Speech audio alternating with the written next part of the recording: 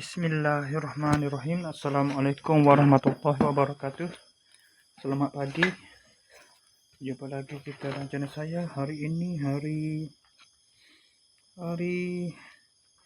Ahad 17 hari bulan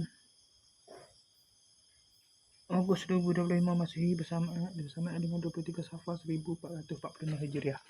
Sekarang ni pukul 1.22 pagi. Seperti mana biasa,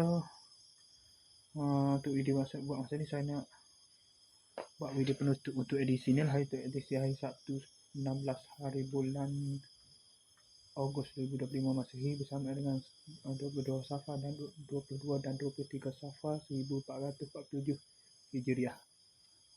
Okay, hari ni dah masuk hari Ahad ke, 17 hari bulan Ogos 2025 Masihi bersama dengan 17 Ogos 2025 Masihi bersama dengan 23 Safar. Sebab sekarang 21 lebih dah 1.22. Masuk video ni lah 1.22. Sekarang 1.23 dah. Okey, sebab pada buat video daily report tadi pada pukul tadi kan? Pada kemarin lah, technically kemarin lah. Pada 16 hari bulan dah, Sabtu dah. Saya keluar sekejap. Tak keluar.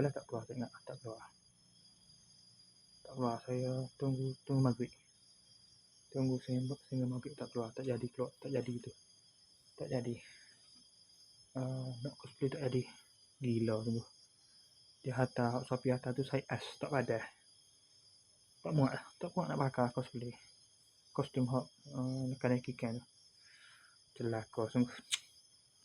Saya silap saya juga sebenarnya pasal benda tu dah lama beli baru buka. Kalau buka selalu pada hari tu mungkin dah. Kalau saya tu buka tengok lalu size dia tu, bolehlah saya return. Ni tak boleh nak return lah. Bagi lama dah sebulan lebih dah baru buka. Baru buka tengok baru nak pakai ni. Baru buka. Lepas tu pakai tu. Tahu saja 50 riyal. Lepas tu sudah.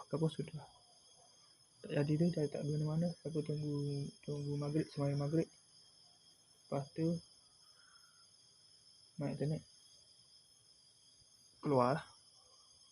Lepas maghrib tadi keluar. Sembahyang surah. Lepas sembahyang surah, saya pergi makan nasi goreng di kedai maksud si biasa. Lepas tu sembahyang dah pukul 11 lebih tu. Terus pergi ke kedai Fikri sampailah pukul 1. Duduk lapuk sana sampailah pukul 1 saat ni. Pukul 1.15 saat ni. 1.16. Lepas tu mari sini lah. Kita nak sampai sini 1.22 ni terus buat video ni.